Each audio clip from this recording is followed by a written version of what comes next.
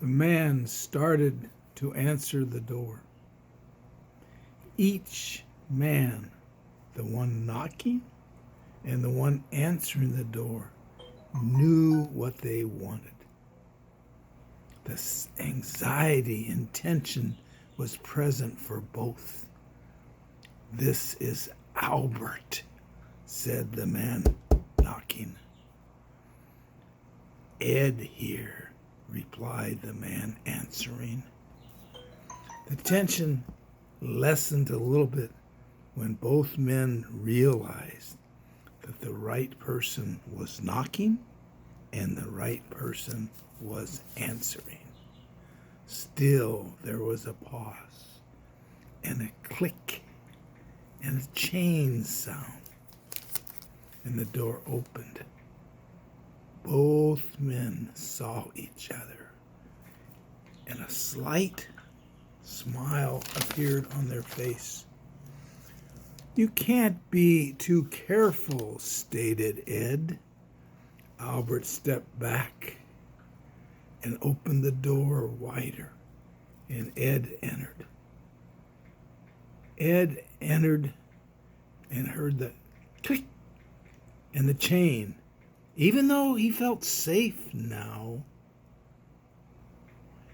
he didn't like the fact that he was locked in a room. That bothered him.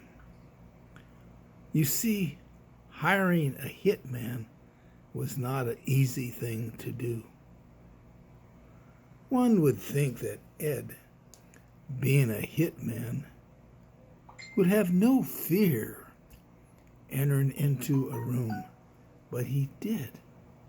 For whenever he entered any room that he didn't control, he was afraid. You see, a hitman is suspicious, cautious, and superstitious. Only after the desired hit is dead safely can he feel comfortable. Safety was a word not often used associated with a hitman, but it was the golden rule for Ed. Ed wore gloves and kept the contact with Albert under 2 minutes. Sunglasses and a hat kept the identification possibilities to a minimum. Ed controlled the conversation. Who? Current picture, address, and $25,000. Albert didn't feel comfortable talking to Ed, but his business partner was going to blow the whistle and tell the authorities that they had been committing fraud against the government. Albert offered to say why. Ed interrupted him. "I don't need to know why. I don't care. Name, address, picture, and the money. If not now, I'm leaving." A piece of paper was handed Ed. Mike P. Kelly was the name. Had furnished the address and a picture and the $25,000. Ed was not safe that night. In fact, he was very careless. And as he drove down the road, he was not paying attention.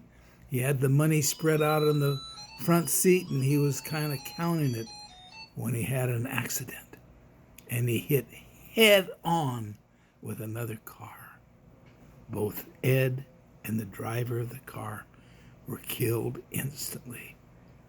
It was a windy night.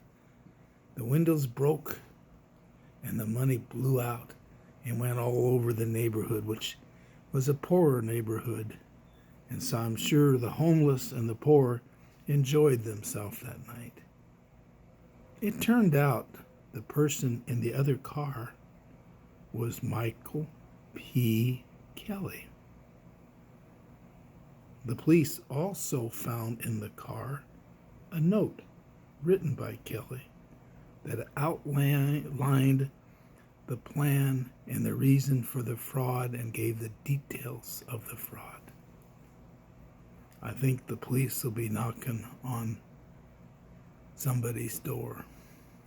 Thank you.